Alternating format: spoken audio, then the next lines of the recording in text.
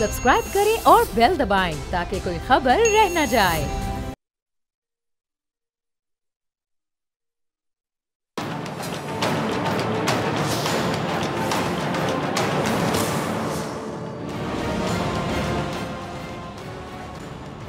अस्सलामुअलैकुम, मैं हूँ डॉक्टर फ़िज़ा खर। मैं हूँ पाकिस्तान खित्ते की एक बड़ी खबर। हसीना वाजिद अपने मुल्क से फ़रार हो गई हैं। आपको पता है कि 2009 से बांग्लादेश के राज सिंहासन पर बुराजुमान ये 76 साला शेख हसीना जो है इन्हें बिलाखिर मुल्क छोड़ना पड़ा है। कॉलेज के निहत्ते लड़कों की जानिब से कोटा सिस्टम के ख़िलाफ़ आपको पता है तहरीक चल रही थी, जिसने जमहूरी डिक्टेटर हसीना वाजिद का बोरिया बिस्तर आखिरकार गोल कर दिया।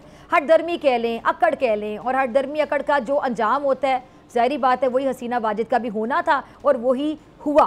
ये हसीना वाजिद जो सियासी मुखालिफिन का वजूद तक बर्दाश्त नहीं करती थी, सब इनकी फितरत से वाकिफ़ हैं। अब इन्हीं हसीना वाजिद को ढाका ने बर्दाश्त करने से बिलाखिर इनकार कर दिया। मीडिया रिपोर्ट्स के मुताबिक हसीना वाजिद जाने से पहले शायद अपना वीडियो बयान रिकॉर्ड कराना चाहती थी, लेकिन देख लें कि उन्हें ये मोहलत भी नहीं मिली और वो फ़ौजी हेलीकॉप्टर में बहुत ही मुश्किल से अपनी जान बचाकर अपने हमदर्द, अपने सबसे बड़े सपोर्टर मोदी जी के पास पहुंच गई हैं। वो आपने सुना होगा ना कि पहुंची वहीं पे खाक जहां का खमीर था, यहाँ बिल्कुल फिट बैठता है। ये जो कोटा सिस्टम है इसके खिलाफ उठ खड़े होने वाले जो तलबा हैं, उन्होंने इस तहरीक के दौरान हसीना वाजिद और उनकी जो बरसर इक़्तिदार जमात है अवामी लीग, उसके कारकुनान की आपने देखा कि गालियाँ भी खाईं, गोलियाँ लाठियाँ भी खाईं, लेकिन हिम्मत नहीं हारी, पीछे नहीं हटे और मौक़िफ़ पे कायम रहे। मौक़िफ़ क्या था इनका? मौक़िफ़ सिर्फ यही था कि मुलाजमतों में बानियाने बांग्लादेश कहलाने वालों की औलादों को मुलाजमतों में कोटा देना ज़्यादती है, और कह लें कि ताकत के नशे में चूर, बदमस्त, कौम परस्त ये जो हसीना वाजिद है, इन्होंने अपने सख्त गिर वालिद शेख मुजीबुर रहमान की तरह ताकत का बहुत ज़्यादा भरपूर इस्तेमाल किया, कर्फ्यू लगाया, फ़ौज को एहतजाजी तलबा पे गोली चलाने की खुली इजाज़त तक दी। लेकिन कॉलेजेस और यूनिवर्सिटीज़ के जो कैंपस हैं उनसे निकलने वाले जो तलबा हैं वो काबू में नहीं आए। गोलियां चलती रहीं, लाशें गिरती रहीं, खून बहता रहा, लहू बहता रहा, लेकिन एहतजाज जारी रहा। मुखालिफिन को कुचल देने के लिए ये मशहूर हसीना वाजिद ने स्टूडेंट्स को भी फ़ौजी जीपों से कुचल कर परे फेंकना चाहा, लेकिन वो कहते हैं ना, तंग आवत बजंग आमद के मुस्ताक मैदान में निकले तलबा ने उल्टा हसीना वाजिद को यूं उठाकर ढाका से बाहर फेंका कि पाकिस्तान को दोलख करने वाले शेख मुजीबुर रहमान की बेटी को अपना वीडियो पैगाम रिकॉर्ड कराने का मौका तक नहीं मिला। ये जुलाई से शुरू होने वाला एहतजाज, जिसमें 300 अफराद हलाक हुए, बड़ा एहतजाज, जिसके बाद स्टूडेंट्स ने सिविल नाफरमानी की जो तहरीक है वो चलाने का ऐलान किया था। और इस एहतजाज की जो कमान है वो बांग्लादेश की मुनज़्ज़म तरीन सियासी जमात इस्लामी और इसके जो तलबा विंग जाने जाने वाली इस्लामी छात्रों शंगों के पास थी।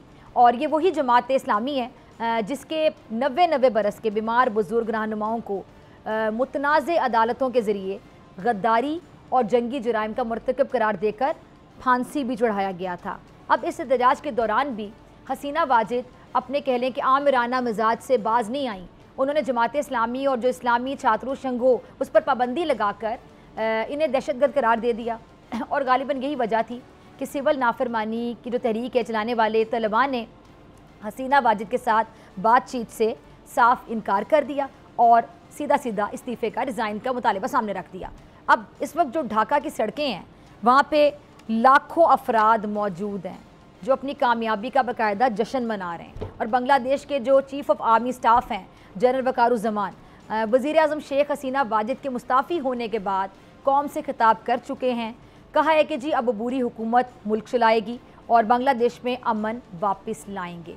अबूरी हुकूमत के लिए अवामी लीग के सिवा जो तमाम सियासी जमातें हैं उनसे बातचीत हुई है और उन्होंने जो मुजाहिरों के दौरान होने वाली हलाकतें हैं उनकी तहकीकात का भी कहा है। इस हवाले से बात करने के लिए मेरे साथ मौजूद हैं साबिक सिफारतकार अब्दुल बासित साहब। किसी तारुफ के मोहताज नहीं, बहुत शुक्रिया सर ज्वाइन करने के लिए, वक्त देने के लिए।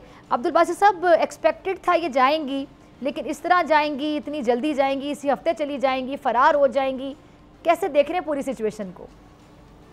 जी बहुत शुक्रिया Fiza for having me on your show. आज हम योम इस्तेसाल कश्मीर भी मना रहे हैं और दूसरी तरफ आई एम श्योर बांग्लादेशी योम निजात मना रहे होंगे, क्योंकि जिस तरह आपने बिल्कुल अपने इब्तिदाई में सही कहा, बज़ाहिर तो वो लगती थी कि डेमोक्रेटिक हैं, लेकिन वो एक अथॉरिटेरियन माइंडसेट के साथ रूल कर रही थी, और ऐसे लोगों का फिर बिलाखिर यही अंजाम होता है। जहाँ तक ये है कि हम इसको देख रहे थे कि ये होने जा रहा है, देखिए जहाँ 300-400 लोग जहाँ बहक हो जाएं और बग़ैर किसी वजह के, वो तो एक पीसफुल डिमॉन्स्ट्रेशन कर रहे थे, अपने हकूक़ मांग रहे थे। अब आफ्टर ऑल मुक्ति बहानियों की कितनी जनरेशन्स को 30% जॉब्स में कोटा मिलता रहेगा, तो ये पहले से ही एक लिहाज से इंसाफ पे मबनी एक सिस्टम नहीं था। तो ये अब, लेकिन मैं ज़ाती तौर पर तवक्को नहीं रखता था कि इतनी जल्दी हो जाएगा। लेकिन बहरहाल शेख हसीना चूँकि डेमोक्रेटिक खातून नहीं थी, तो भागकर वहीं गईं, जिस तरह आपने कहा जहाँ का खमीर था, तो भारत ही उनकी पनाह गाह है। अब देखना यह है कि आगे वो क्या करती हैं। लगता यही है कि कुछ दिन गो के भारत के मीडिया ये ख़बरें फैला रहा है कि शायद वो फिनलैंड चली जाएं, चाहे शायद वो यूके चली जाएं, लेकिन मेरा अपना ख्याल यही है कि शायद वो कुछ दिन, आज की रात तो कम अज़ कम वो दिल्ली में गुजारेंगी। उसके बाद कल क्या होता है वी डू नॉट नो, लेकिन भारत बहुत परेशान है। भारत इस वक्त इस कदर परेशान है कि उनको समझ नहीं आ रही कि वो किस तरह रिएक्ट करें। तो I am waiting for the ministry for external affairs कि वो बताएंगे कि वो क्या रिएक्शन उनका आता है, क्योंकि इस वक्त एक मुश्किल सिचुएशन में तो भारत आ गया है, क्योंकि उसने पिछले, अगर देखे जब से शेख हसीना आई हैं, उनकी कोशिश यही है कि वो बांग्लादेश को अपने सैटेलाइट स्टेट की तरह ट्रीट करते रहे हैं।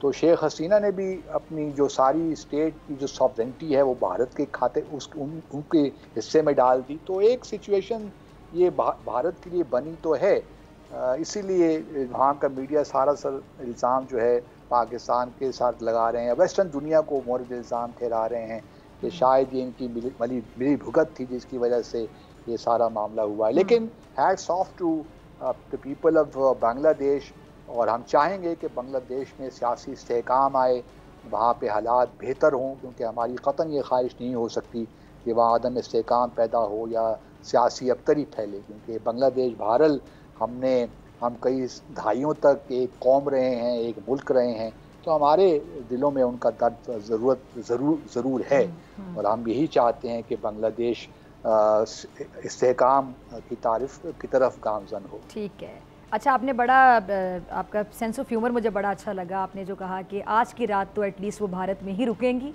अब कल सुबह या कितने दिन बाद वहाँ से कहाँ जाती हैं ये खबर सामने आ जाएगी। आपने कहा भारत बड़ा परेशान है, उनका मीडिया भी, अगर आप उनको अभी सुन रहे होंगे, आप भी उनके चैनल्स को देखा होगा, तो वाकई बड़ी परेशानी नज़र आ रही है। लेकिन अब्दुल बासित साहब, ये बांग्लादेश को तो भारत ने खुद अपना बेबी बनाया हुआ था। हसीना वाजिद साहिबा कहाँ से डिक्टेशन लेती रही सबके सामने, और आज ये दिन भी इनको देखना पड़ा। तो मोदी ने तो खुद को, आपको याद होगा कि बांग्लादेश की आज़ादी की लड़ाई में उन्होंने कहा मैंने हिस्सा लिया था, ये इतराफ़ नरेंद्र मोदी खुद कर चुके हैं, आपको पता होगा। अब इतना परेशान हो गया भारत। ये तो देखा होता ही है ना, चूँकि जब मोदी साहब ने विज़िट किया था बांग्लादेश 2015 में, तो उन्होंने डंके की चोट में ये कहा था कि जी मुक्ति बहानी साहब ने कहा, हमने बनाई, और हमारा बांग्लादेश की सोक और आज़ादी में बहुत बड़ा एक अमल दखल है। तो बड़ी इंटरेस्टिंग सिचुएशन डेवलप हुई, क्योंकि वेस्ट बंगाल की जो चीफ मिनिस्टर है ममता बनर्जी, उन्होंने जब ये सारे हंगामे हो रहे थे बांग्लादेश में, तो उन्होंने कहा कि जी जो भी बांग्लादेश से शेल्टर लेना चाहता है हम उनको शेल्टर देने के लिए तैयार हैं। तो हिस्ट्री इन रिवर्स शुरू हो गई है। एक ज़माना, और फिर जो सेंट्रल गवर्नमेंट थी मोदी साहब की, उन्होंने बड़ा एहतजाज किया ममता बनर्जी से कि आप इस किस्म की स्टेटमेंट किस तरह दे सकती हैं, हम तो बिल्कुल वेलकम नहीं करते। और फिर बांग्लादेश की जो मिनिस्ट्री थी, उन्होंने ख़त भी लिखा भारत को कि जी देखिए ममता बनर्जी यहाँ पे टेररिस्ट और एक्सट्रीमिस्ट जो एलिमेंट्स हैं उनको इंसाइट कर रही हैं। तो मैं ये बताने की कोशिश कर रहा हूँ कि भारत ने शेख हसीना के होते हुए एक लिहाज से बांग्लादेश को तरक्की की राह में, मैं समझता हूँ कि रुकावट बने।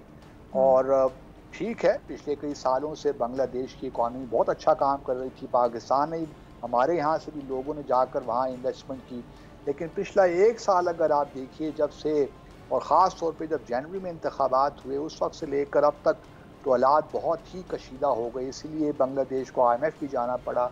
लेकिन असल मामला जो है ना फिजा, वो है कि जहाँ सोशियो इकनॉमिक, ख़ास तौर पे इकनॉमिक सिचुएशन जब ख़राब होती है तो हाँ। और उसके साथ साथ अगर पॉलिटिकल सफोकेशन भी हो जाए तो फिर ऑब्वियसली हालात बहुत ही गंभीर हो जाते हैं।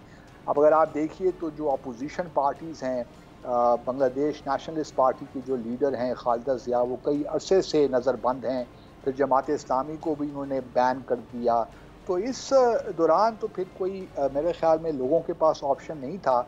जब वो कोटा सिस्टम के, जॉब्स के कोटा के लिए हवाले से बाहर निकले थे तो फिर उसने एक बड़ी तहरीक की शक्ल इख्तियार कर ली और फिर उन्होंने इस्तीफ़ा मांगना शुरू कर दिया।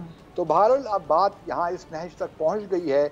अब इंटरिम सेटअप आएगा, देखते हैं कि वो कितने अरसे तक है, आया वो कुछ माह के लिए है, कुछ सालों के लिए, क्योंकि बांग्लादेश की तारीख भी इसी किस्म की रही है कि वहाँ पे केयर टेकर सेटअप फिर लंबी एक तवील मुद्दत के लिए आ जाते हैं, क्योंकि इस वक्त इकॉनमी के भी इश्यूज़ हैं। अब देखना यह है कि लोग क्या कहते हैं, लोगों का क्या रिएक्शन होता है। आपने तारीख की बात की तो वाकई वहाँ की तारीख ये रही कि वहाँ पे आमरीत की जड़ें बाकायदा रही हैं। तो हम ये भी इस सिचुएशन से कंक्लूड कर सकते हैं कि बांग्लादेश में अब दोबारा जो जमहूरियत है वो डिरेल हो जाएगी। गो के अभी बात तो की है, उनके आर्मी चीफ ने बुरी हुकूमत बनाने का इंदिया दिया है, लेकिन आगे जाके क्या होगा, ये अभी से क्या होगा? डिरेल नहीं, जी डिरेल शायद कुछ अरसे के लिए हो जाए, लेकिन बांग्लादेश के लोग पॉलिटिकली बड़े मैच्योर हैं मैं समझता हूँ, और वो चाहेंगे कि जो भी आइन है उसको इम्प्लीमेंट होना चाहिए। ये अब सेटअप क्या होता है, आया इसमें बांग्लादेश नेशनलिस्ट पार्टी और जमात इस्लामी भी शामिल होते हैं, क्योंकि उनके साथ आर्मी के साथ मुज़ाकरात हो रहे हैं और प्रेसिडेंट से भी जाकर आज मिले हैं मेरे ख्याल में आर्मी चीफ। तो आगे देखते हैं कि किस तरह अगर ये दोनों पार्टी कोई नेशनल यूनिटी गवर्नमेंट बनाती है माइनस अवामी लीग, क्योंकि देखिए इस वक्त अवामी लीग का मामला ये है कि शेख हसीना ने कोई सेकंड टियर लीडरशिप तैयार नहीं की, तो अवामी लीग में तो एक बहुत एक लिहाज से आप कह सकती हैं खला पैदा हो गया है, कोई लीडर वहाँ पे है नहीं। तो इस वजह से अब देखना यह है कि इंटरिम सेटअप क्या बनता है, पार्लियामेंट के अंदर से कोई लेकर आते हैं, क्योंकि शेख हसीना ने रिज़ाइन किया है। अब उनकी रेजिग्नेशन के बाद चूँकि इस वक्त जो पार्लियामेंट है वो भी अवामी लीग के लोगों से है, अब उनका क्या रवैया होता है, आया पार्लियामेंट के अंदर से हुकूमत लेकर आते हैं या पार्लियामेंट को भी डिसॉल्व किया जाता है। तो ये चीज़ें देखने वाली होंगी, लेकिन मेरा अपना ख्याल ये है कि अगर ये डिरेल हुआ भी तो कुछ अरसे के लिए होगा, but it will come back on. अच्छा अब्दुल बासित साहब, ये अब ये जो मामला है, जिस तरह ये फ़रार हुई हैं वहाँ से, अब ये भारत में रुकती हैं, कहीं और जाती हैं, ये भी खैर जल्द पता चल जाएगा, भारत की परेशानी भी सबके सामने है। लेकिन आगे जाके मेरे ख्याल से और भी बहुत से मामलात हैं जो कि खुलते हुए दिखाई देते हैं, जैसा कि अशरफ गनी आपको याद होंगे, वो किस तरह उनकी जो जायदादों के मामलात और कितना पैसा जमा किया, इसी तरह कहीं इनकी भी करप्शन की दास्तानें भी खुलेंगी, आपको लगता है?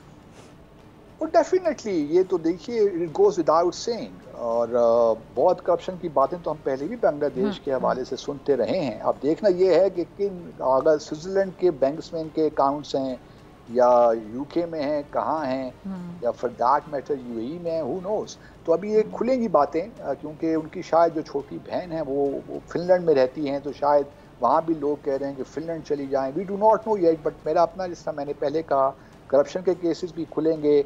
अभी जो हलाकतों पे जो इंक्वायरी कमीशन बैठेगा वो भी अपनी तहकीकात करेगा और शायद इनको बुलाना भी चाहें वापस। तो अब देखना यह है कि कौन सा मुल्क इनको पनाह देता है, पॉलिटिकल असाइलम भी देता है। यूके के लिए मुश्किलात पैदा होंगी, भारत के लिए भी मुश्किलात पैदा होंगी, लेकिन at the end of the day मेरा ख्याल में भारत इनको किसी न किसी तौर ऑब्लाइज अच्छा करेगा। अब्दुल बासित साहब, ये जिस तरह भारत की अगर हम बात करें तो वहाँ पे भी बेरोज़गारी की जो शरह है वो आपके सामने है कि बहुत से लोग हैं जो बेरोज़गारी का शिकार है।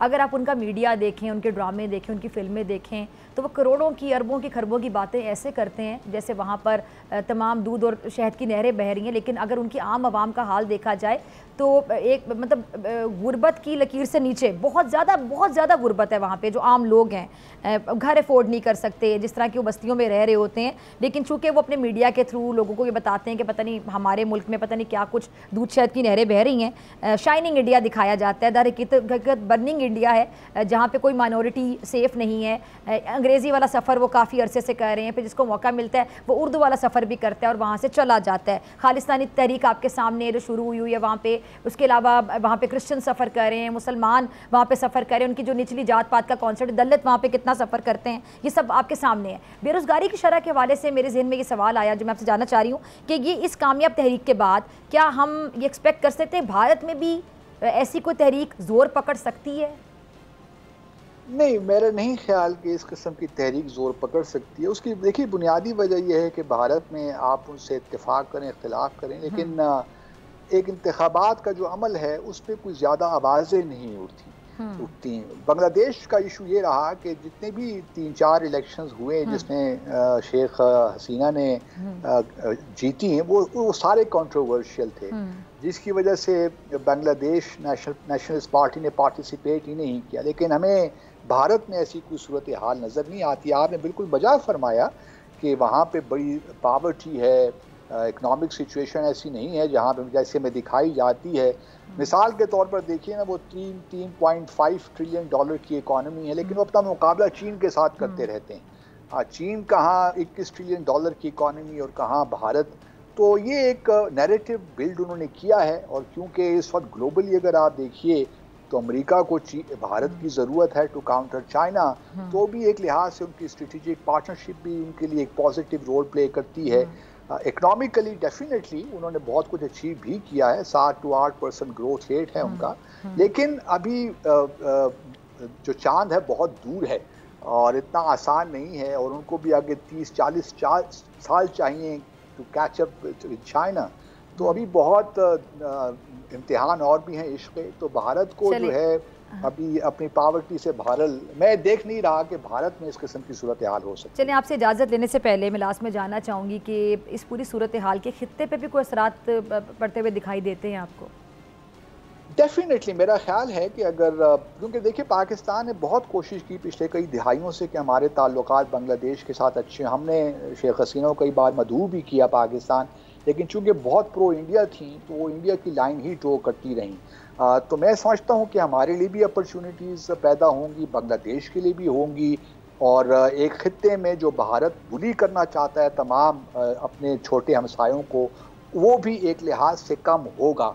और अगर पाकिस्तान और बांग्लादेश मिलकर काम करें, और पोटेंशियल बहुत है, तो हम जो भारत की एक चौधराहट है या वो बुली करने की कोशिश करता है, और जो एक खित्ते में रीजनल कोऑपरेशन उसको भी हम फ़रोग़ दे सकते हैं, सार्क को हम रिवाइव कर सकते हैं। तो अपॉर्चुनिटीज़ आर देयर, और मेरे ख्याल में इसके मस्बत नताइज निकलेंगे। ठीक है जी, बहुत शुक्रिया अब्दुल बासित साहब आपके वक्त के लिए। नाज़रीन होगी इस ब्रेक के बाद।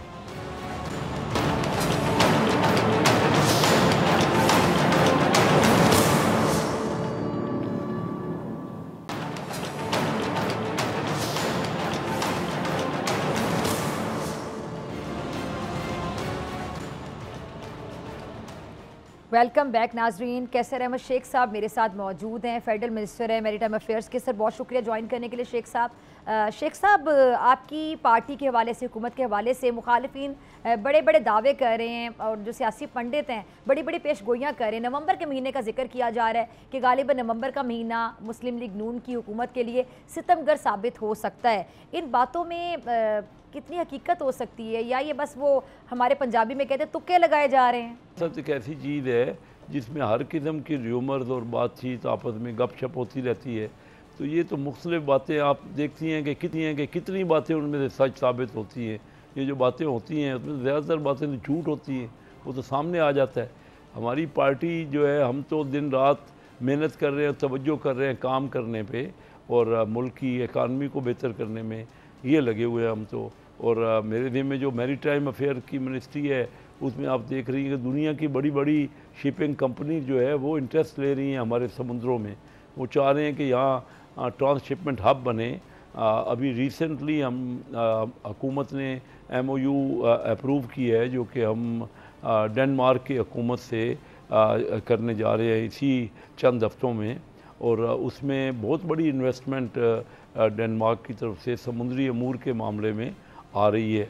और एक बड़ी खुशी की बात है कि हम समझते हैं कि पाकिस्तान में डेवलपमेंट हो रही है, यहाँ पे इकानमी बेहतर हो रही है, यहाँ महंगाई कम हो रही है, डॉलर का रेट जो है वो स्टेबल हो रहा है, आपके सामने है। स्टॉक एक्सचेंज जो है वो दुनिया की एक सबसे बढ़ती हुई इकानमी मार्केट है स्टॉक एक्सचेंज की।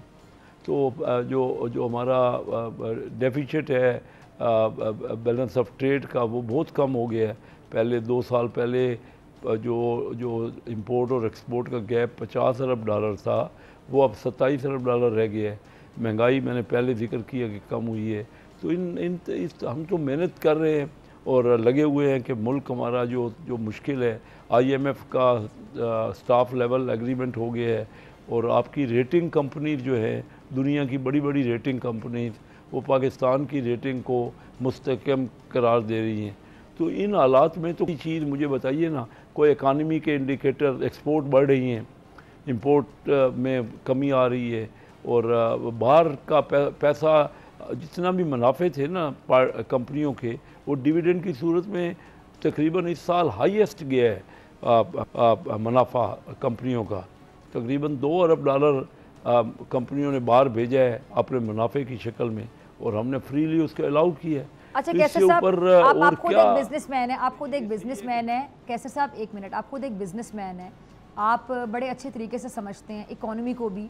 अभी जो मुल्क के हालात हैं, आवाम की मैं बात करूँगी, जो बताया जा रहा है, फैक्ट्स एंड फिगर्स बड़े अच्छे बताए जा रहे हैं, लेकिन आवाम सॉरी टू से इन चीज़ों को, ये जो टर्म्स होती हैं, टर्मिनोलॉजीज़ होती हैं, इनको भी नहीं समझती। बहुत से लोगों को मैक्रो इकनॉमिक्स, माइक्रो इकनॉमिक्स ये भी नहीं पता होगा। वो सिर्फ ये कहते हैं कि हमें ना बताएं कि ये क्या अल्फाज हैं जो आप बोल रहे हैं, बड़े मुश्किल अल्फाज हैं, ये बता दें कि हमें जो हमारी ज़रूरत की अशिया हैं वो सस्ती कब मिलेंगी, हमें ये बता दें हमारे जो बिजली के बिल हैं वो कम कब आएंगे। अवाम बड़े सिंपल अल्फाज में जानना चाहती है कि अवाम के सर पे जो बोझ है महंगाई का, वो कैसे कम होगा। और आप मेरी बात से अग्री करेंगे कि अवाम नहीं समझती इन चीज़ों को। वो कहते हैं हमें मुश्किल चीज़ें ना बताएं, हमें आसानी से बस बताएं। अब देखिए बिजली के जो बिल हैं सर, मिडिल क्लास बंदा मैंने रोता हुआ देखा है, वो बंदा जो कि मिडिल क्लास बंदा है, जिसके बच्चे इंग्लिश मीडियम स्कूल में पढ़ते हैं, अच्छे कॉलेज में तालीम हासिल कर रहे हैं, अच्छा घर है उनका, एक अच्छी सोसाइटी में, वो लोग सर पकड़ के बैठे हुए हैं कि जी हमने 2 AC चला लिए, बच्चों के कमरे में एक AC चल रहा है, एक माँ बाप के कमरे में चल रहा है, वो 2 AC का बिल इतना ज़्यादा आ गया कि हम नहीं अफोर्ड कर पा रहे। फिदा, ये आपने दुरुस्त बात की है। देखिए जो हकीकत है वो यही है, अवाम इस वक्त बड़ी परेशानी है उनको, क्योंकि महंगाई हुई है और बिजली के नर्ख बहुत बढ़ गए हैं। मुझे अभी कई टेलीफोन आए हैं मेरे हल्के से कि हमारे पास इतना बिल आ गया, हमारे पास पैसे नहीं हैं, आप हमारी मदद करें। आप अंदाज़ा कीजिए कि बिजली के बिल और स्कूल की फ़ीस देने के बाद लोगों के पास तो खाने का भी नहीं बच रहा है, इसमें कोई दो राय नहीं है। लेकिन ये चीज़ें आहिस्ता आहिस्ता, ये काफ़ी अरसे से ही चल रहा है ना। आप देखिए कि जो कुछ हुआ पीछे 2 साल पहले, मैंने आपसे जिक्र किया कि जो IMF से समझौते करके उससे मुकर गए और फिर हम डिफ़ॉल्ट का हमें ख़दशा हो गया बड़ी मुश्किल से। मैं आप आसान अल्फाज, क्योंकि मैं आवाम में रहता हूँ, अपने हल्के में जाता हूँ, पिछले 31 साल से 7 मैंने MNA के इलेक्शन लड़े हैं और 2 डिस्ट्रिक्ट नाज़िम के इलेक्शन लड़े, आवाम के साथ होता हूँ। बिल्कुल दुरुस्त आप कह रही है कि मुश्किलात हैं। अब उन मुश्किलात को हम पूरी तरीके से मेहनत करके, तवज्जो करके कोशिश करें कि कम किया जाए। देखिए अभी रिसेंटली जो 200 यूनिट तक 50 अरब रुपए जो हमारे PSDP के थे, जो तरक्याती प्रोग्रामों के थे, वो कट करके हमने कहा है कि जिनके 200 यूनिट हैं उनका बिजली का बिल उसको हुकूमत पे करेगी। इसी तरह बलूचिस्तान में जो एग्रीकल्चर में ट्यूबवेल हैं उनके लिए उनको सोलर सिस्टम के लिए तोहफे दे रहे हैं सोलर, ताकि उनका बिजली का बिल कम हो। आवाम की मुश्किलात हैं, मैं कोई दो राय नहीं है, लेकिन ये तरीक़ेकार से या कोई देखे ना बैठ के मशवरा होगा हमारे पास, क्योंकि बिजली पहले हमें हर सूरत में चाहिए थी, जो कैपेसिटी ज़्यादा हो गई, अब उसकी डिमांड नहीं है। पाकिस्तान में डिमांड कम है, कैपेसिटी चार्जेस भी बढ़ रहे हैं और वैसे भी लोग बिल नहीं भर रहे, तो बिल भरना भी तो बहुत ज़रूरी है ना। देखिए ना, अगर बिजली कुछ प्रोवाइड की जा रही है हुकूमत को, उसके पैसे वसूल ना हो और सर्कुलर डेट बढ़ता रहे, इसमें कोई शक नहीं है। लेकिन हम आपको यकीन दिलाते हैं कि थोड़ा अरसा और सब्र करें, हालात बेहतर हो रहे हैं, बेहतरी की तरफ जा रहे हैं और हम लगे हुए हैं। हमने अपनी तरफ से तो कोई वज़ीर तनख्वाह नहीं ले रहा, कोई हमारे हम बिजली के बिल अपने खुद भर रहे हैं। ये गलत बातें होती है ना कि ये जमात इस्लामी भी, जमात इस्लाम आज कर रही है, जमात इस्लामी ने भी धरना दिया हुआ है और उनका मुतालिबा भी है कि जो हुकूमत है अपनी शाह खर्चियाँ कम करे। एक बात से तो मैं बड़ी टोटली अग्री करती हूँ कि वो जो कह रहे हैं कि जी इतनी बड़ी बड़ी जो गाड़ियाँ हैं जो इस्तेमाल की जा रही हैं, ये भी ज़ाहिर बात है उसका फिर फ्यूल भी उसी हिसाब से होता है। उसको क्यों शाह खर्चियों को कम नहीं किया जाता? मतलब हुकूमत कुर्बानी अपने आप से शुरू करे ना, एक ट्रेंड सेट करे, मिसाल कायम करे। मेरे ख्याल से सियासतदानों का कद बड़ा हो जाएगा आवाम की नज़र में। देखिए, हम तो ट्रेंड सेट कर ही रहे हैं। मैंने तो पहले दिन से 97 में पहली बार इलेक्ट हुआ, वहाँ मैंने तकरीर की कि मैंने कोई तनख्वाह नहीं लेनी और हम सारे जो पॉलिटिशियंस हैं, MNA हैं, वो जो अफोर्ड कर सकते हैं वो तनख्वाह ना लें।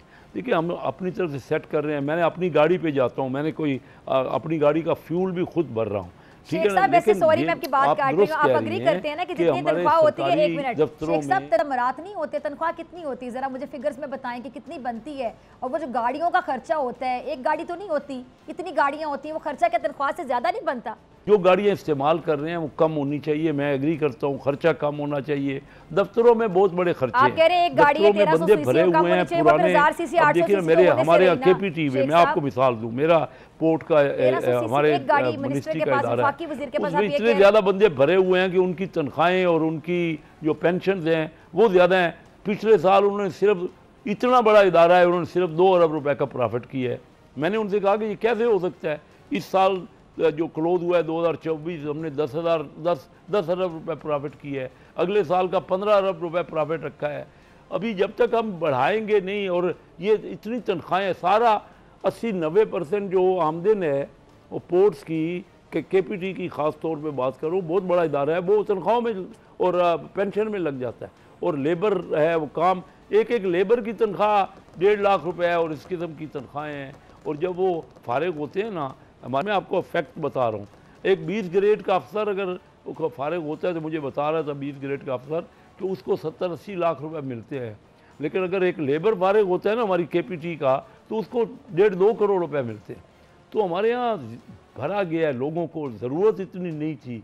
PI का भी यही हाल हुआ, स्टील मिल का भी यही हाल हुआ, रेलवे का यही हाल हुआ। हम तमाम जो सरकारी इदारे, मैं खुद इस कमेटी का मेंबर हूँ जो फाइनेंस मिनिस्टर उसको चेयर कर रहे हैं, और आज भी उसकी मीटिंग मैंने की है वहाँ, कि जो हम स्टेट ओन्ड इदारे हैं ना, उनको चाह रहे हैं कि उनको प्राइवेटाइज करें। हम तकरीबन सब इदारों को रिकमेंड कर रहे हैं कि नहीं, हुकूमत नहीं चला पा रही, हुकूमत इन इदारों को छोड़ दे और प्राइवेट सेक्टर में दें, वो करें। हम इतनी तनख्वाहें, इतने अलाउंस, इतनी पेंशन बर्दाश्त नहीं कर सकते। अब तभी ये महंगाई कम होगी, लेकिन हम बड़ी तेजी से लगे हुए हैं। नवाज शरीफ साहब क्यों खामोश हो गए हैं? मौलाना फजलुर रहमान साहब पुराने साथियों में से हैं, एक सीनियर सियासतदान हैं, वो नाराज़ हैं, सबको पता है। तो नवाज शरीफ साहब उनको भी मनाने की कोशिश नहीं कर रहे क्या? नवाज शरीफ साहब आजकल इतना पॉलिटिक्स में एक्टिव नहीं है, आप दुरुस्त कह रही हैं कि वो खामोश हैं।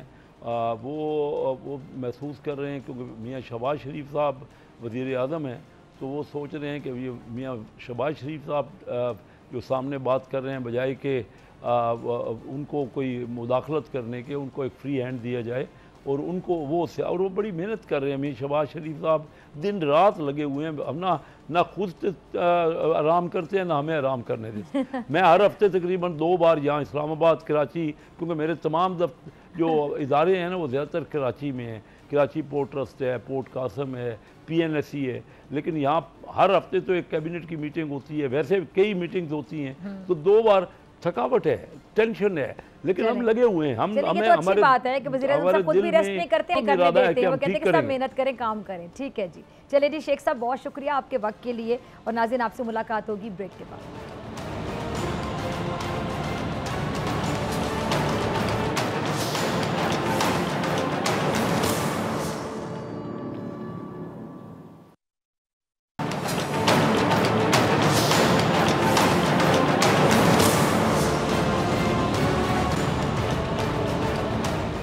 वेलकम बैक नाजरीन। दुनिया के 195 ममालिक में अज़ल से वक्त के बूढ़े हाथों में दिन रात का खेल जारी है। इस खेल में सब दिन एक से होते हैं और सूरज की किरणें रात का पर्दा चीर कर दिन का उजाला सामने रखती हैं और हम इसे कोई उन्वान देकर कैलेंडर के हवाले कर देते हैं। फिर कहीं खुशियों का जश्न होता है और कहीं दुखों पर मातम होता है। दुनिया में एक खित्ता ऐसा भी है जहाँ ये आहें और सिसकियाँ ख़त्म होने का नाम नहीं ले रही। कहने को हर रोज़ एक नया दिन तुलू होता है, लेकिन उन्वान एक ही रहता है। मैं बात कर रही हूँ जुल्म व जबर और ग़ुलामी की ज़ंजीरों में जकड़ी मकबूजा जन्नत अर्ज़ी की। दिन बदले, कैलेंडर बदले, मौसम बदले, ना बदले तो इस मकबूजा जन्नत के दिन ना बदले।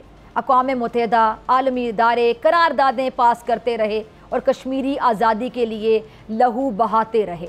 मकबूजा कश्मीर के कश्मीरी लाखों जनाजे उठा चुके हैं। मीडिया रिपोर्ट्स के मुताबिक 1989 के बाद से 96,000 से ज़ायद शहादतें हुई हैं, 2.25 लाख गिरफ्तारियां हुई हैं। कश्मीर मीडिया सर्विस के मुताबिक 1989 से 2020 तक 11,224 कश्मीरी खवातीन का भारतीय फौज, भारतीय सेना ने रेप किया है। एक क्लिप होगा, जरा चलाइएगा टीम और जरा देखिएगा कि अक़वाम मुत्तहिदा का नुमाइंदा ये फिगर पढ़ता हुआ फूट फूट के रोने लगा कि किस तरह इस्मत दरी के वाक़यात पेश आते हैं, जिनमें बूढ़ी खवातीन को भी नहीं छोड़ा जाता, जिनका रेप किया गया भारतीय फ़ौज की जानिब से। देखिएगा, सुनिएगा।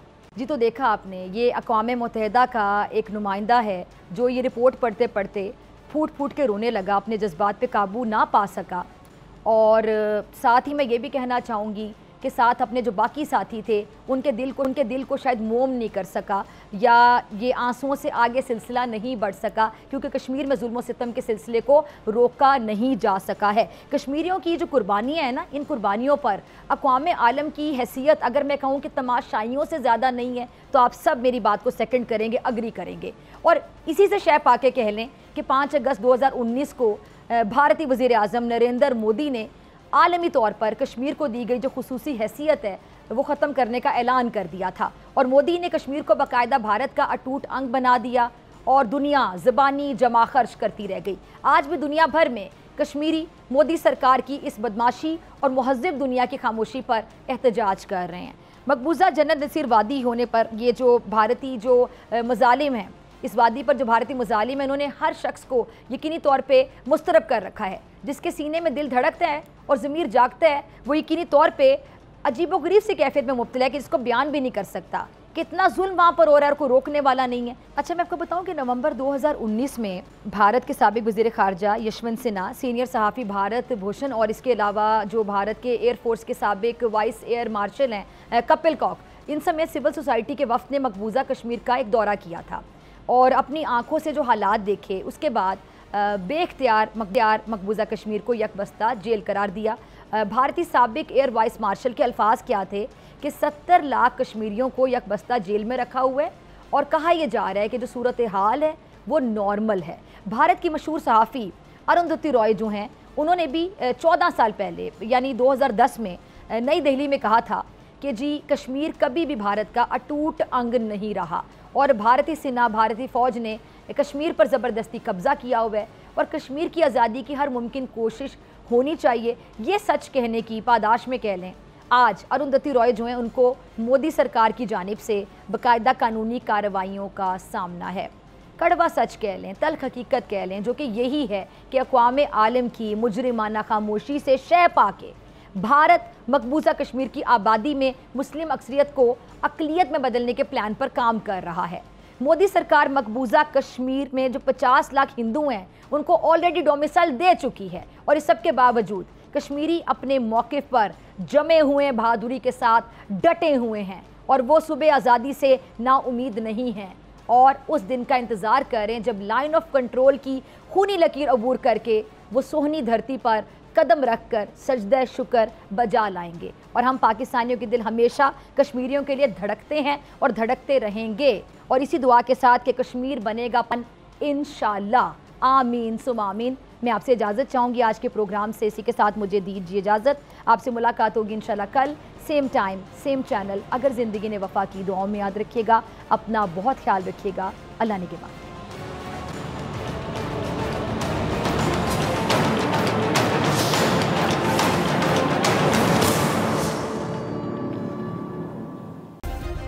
सब्सक्राइब करें और बेल दबाएं ताकि कोई खबर रह न जाए।